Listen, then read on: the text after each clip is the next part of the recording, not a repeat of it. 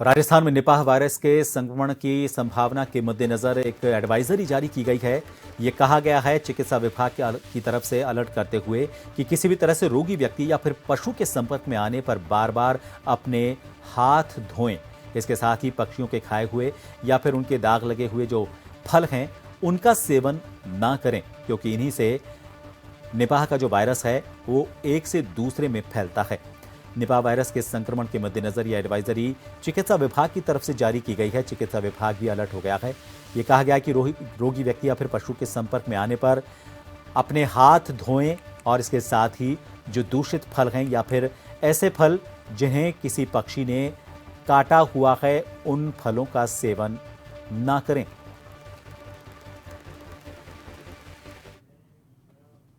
और जयपुर से हमारे वरिष्ठ संवाददाता सुदर्शन सिंह शेखावत इस वक्त फोन लाइन पर बने हुए। सुदर्शन, एक एडवाइजरी जारी की गई है निपाह वायरस को लेकर, एक तो इसका कारण भी जानना चाहेंगे और साथ ही ये भी जानना चाहेंगे इस एडवाइजरी में और क्या विस्तार से बताया गया, किस तरह की सावधानी आम लोगों को बरतनी चाहिए। तो बिल्कुल डॉक्टर प्रभात, जिस तरीके से कोविड वहां पर फैला था उसी तरीके से केरल में अगर हम बात करें तो के संक्रमित मरीज की मौत हुई थी 9 सितंबर को। और उसके बाद में जब ये पुष्टि हुई बीते दिनों की ये जो मौत थी निपाह वायरस से थी, उसके बाद में वहां पर कोविड जैसे ही हालात हो गए हैं। कंटेनमेंट जोन वहां पर बनाए गए हैं और 7 बजे वहां पर जो दुकानें हैं उनको बंद करने के लिए कह दिया गया है। इसके अलावा सिनेमा हॉल और जो दूसरी चीजें कोविड के दौरान वहां पर एहतियात बरते जा रहे थे, उस तरह के एहतियात वहां पर जो एक पंचायत के 2 वार्डों में जहां पर ये कंटेनमेंट जोन बनाया गया है वहां पर इस तरह से किया गया है। लेकिन इसी के मद्देनजर राजस्थान के चिकित्सा और स्वास्थ्य विभाग ने भी यहाँ पर न सिर्फ विभाग के लिए बल्कि आमजन के लिए भी कुछ गाइडलाइंस यहाँ पर जारी की है। अगर हम विभाग की बात करें तो समस्त जो सरकारी और निजी मेडिकल कॉलेजेस हैं उनसे संबंधित जो अस्पताल हैं, जिला अस्पताल हैं, सीएमएचओज हैं, पीएमओज हैं, उनको कहा गया है जिस तरीके से ट्रीटमेंट प्रोटोकॉल क्या फॉलो किया जाए, क्योंकि इसमें भी कोविड की तरह से ही देखने को मिल रहा है। और जो संदिग्ध मरीज हैं उनको जो सैंपलिंग की जाए, अगर कोई संदिग्ध लगता है तो जो सैंपलिंग है, जो सैंपल है उसका ट्रांसपोर्टेशन किस तरीके से किया जाना चाहिए, प्रोटोकॉल है उसके ऊपर यहाँ पर डिस्कस किया गया है कि उसका किस तरीके से पालन करना है अस्पतालों में चिकित्सकों को, नर्सिंग कर्मियों को और साथ साथ में आम जनता के लिए भी, क्योंकि हालांकि राजस्थान सेफ है अगर हम निपाह की बात करें तो, लेकिन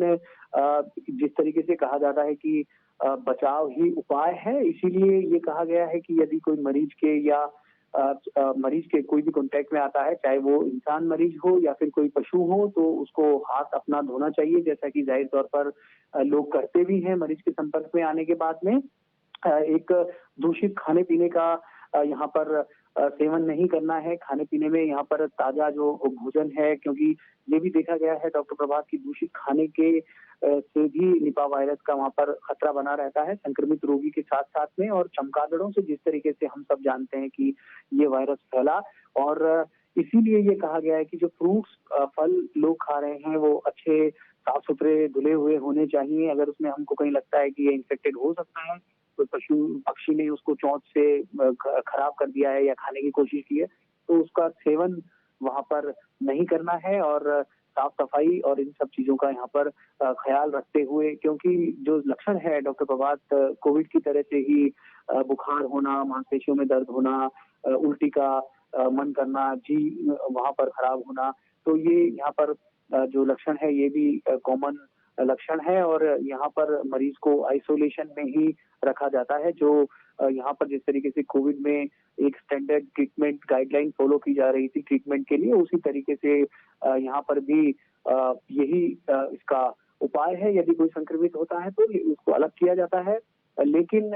यहाँ पर ये भी साथ साथ में बता देना चाहेंगे, राजस्थान फिलहाल इसको लेकर पूरी तरीके से सुरक्षित है। ये हम भी अपील करते हैं जन टीवी की तरफ से कि ये नहीं यहाँ पर आए और सुरक्षित ही बने रहें। इसलिए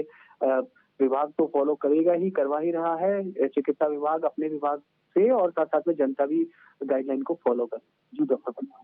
सुदर्शन, तमाम जानकारी के लिए। तो हालांकि राजस्थान पूरी तरह से सुरक्षित तो बताया जा रहा है, लेकिन फिर भी सावधानी बेहद ज़रूरी है, क्योंकि लोगों की जिस तरह की ट्रैवलिंग होती है, लोग